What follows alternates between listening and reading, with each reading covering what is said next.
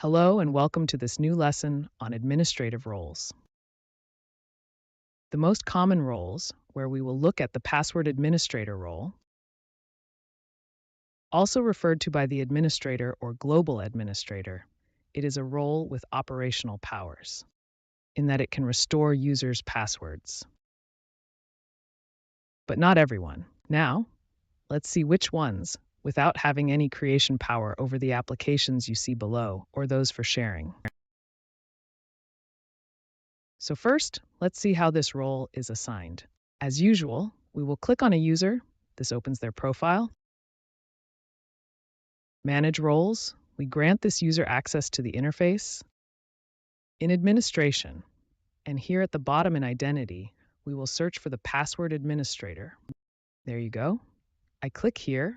I'm saving the changes, which I'm not doing right now, and I have assigned the role of password manager. He mentioned he could set the password for users, but only for users who do not have an admin role on the account. The only admin for whom this management function can reset the password is another password manager like him. How is the password reset? The tab opens Reset Password.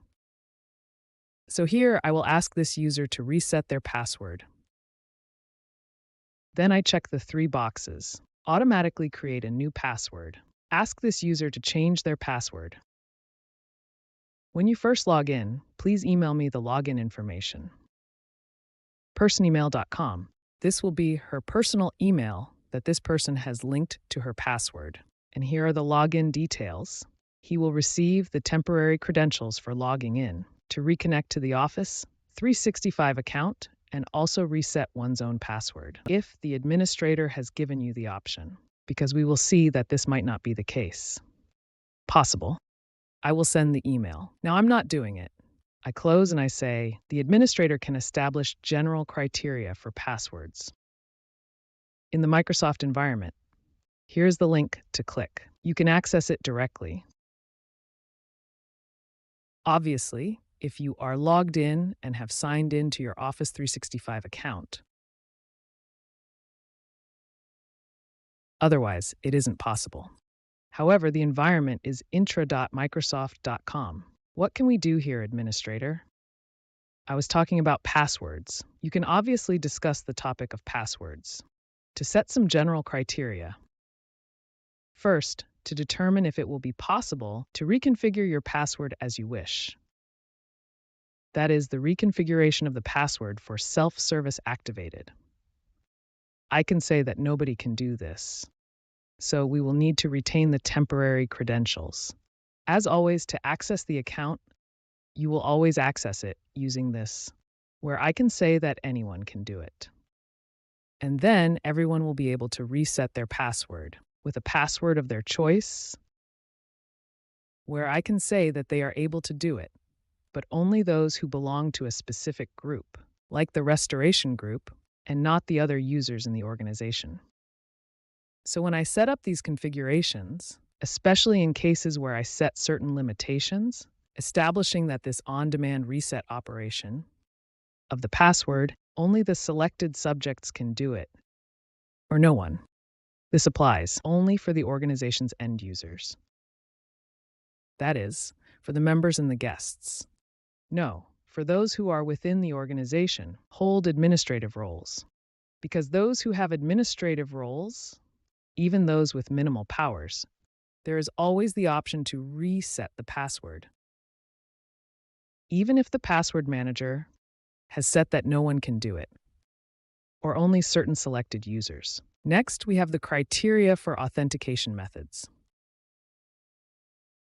So when the system is launched, session in the Office 365 account, as we saw in the first section, it can be accessed simply with the username and password.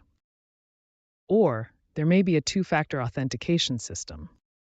Two-factor authentication. So the first part consists of the username and the password, and the second through the authentication app with the number we see on the computer screen to enter into the smartphone app. Here, the administrator can make it mandatory for everyone. Two-factor authentication is, or he can decide that it is not mandatory for anyone. Then anyone who wants will be able to activate two-factor authentication. It is definitely good that at least the administrators do it as well. In this case, these configurations, especially the hardest ones, which also require two-factor authentication, only apply to the organization's end users. Administrators, however, they can do whatever they want regarding registration. General criteria can also be set here.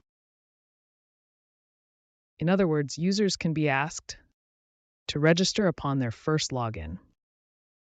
Let's see what this means. Users are asked to register during their first login, and therefore, an authentication system can be established to enable users to record their own information. So instead of filling out the user's form with the first name and last name, address, role in the other company, office phone, and many other details, we require them to register when they log in. And then we can set where the password manager is located, can set the days before of expiration, during which the user must reconfirm the information regarding authentication. So, can you confirm this password for me? Where do you want to change it? Here, after how many days should this occur? Here, it states 180 days by default. Can I set it to less or can I set it to more? Let's finally examine the notification system. Here, I have the option to notify or not to the users, the password reconfigurations, where I can choose to notify or not to the administrators when other administrators reconfigure their own passwords. So did we say that this is an authentication that can be achieved? We also saw this figure, so important for the administration, because it defines how to access within the organization. We will conclude this lesson here, and I'll see you at the next meeting, where we will explore another concept of administration. See you later.